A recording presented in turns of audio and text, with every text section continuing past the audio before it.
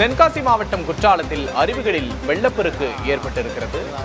குற்றால அருவிகளில் குளிக்க தடை நீட்டிக்கப்பட்டிருக்கிறது.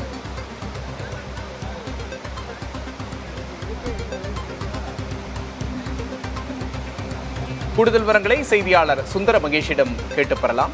சுந்தர மகேஷ், வணக்கம். குற்றால அருவிகளின் தற்போதைய நிலை என்ன? கூடுதல் விவரம்.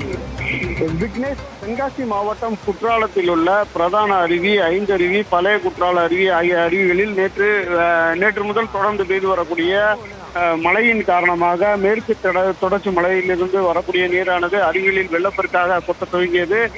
அருவிகளில் வெள்ளப்பெருக்கு ஏற்படும் முன்பாகவே பிரதான அருவியில் முன்னெச்சரிக்கை நடவடிக்கையாக நேற்று தடை விதிக்கப்பட்டது. அதனைத் தொடர்ந்து சிறிது நேரத்தில் வெள்ளப்பெருக்கும் அனைத்து அருவிகளிலும் ஏற்பட்டது. ஒவ்வொரு அருவியாக மூடப்பட்டது. தொடர்ந்து பிரதான அருவி, ஐந்தருவி, பழைய குற்றால அருவி ஆகிய 3 அருவிகளிலுமே குளிப்பதற்கு தடை விதிக்கப்பட்டது. இன்று 2வது நாளும் அருவிகளின் ஆர்ப்பரிப்பு குறையாத நிலையில் இன்றும் அங்கு குளிப்பதற்கு தடை விதிக்கப்பட்டுள்ளது. இந்த நிலையில் நேற்று நள்ளிரவு, அதாவது இன்று அதிகாலையிலிருந்து எறும்பு திண்ணி ஒன்று அந்த பிரதான அருவியிலிருந்து விழுந்து அந்த கரைகளில் சுற்றி வருவதாகவும் அதனை உடனடியாக அகற்ற வேண்டும் என்ற கோரிக்கையும் வலுத்து வருகிறது.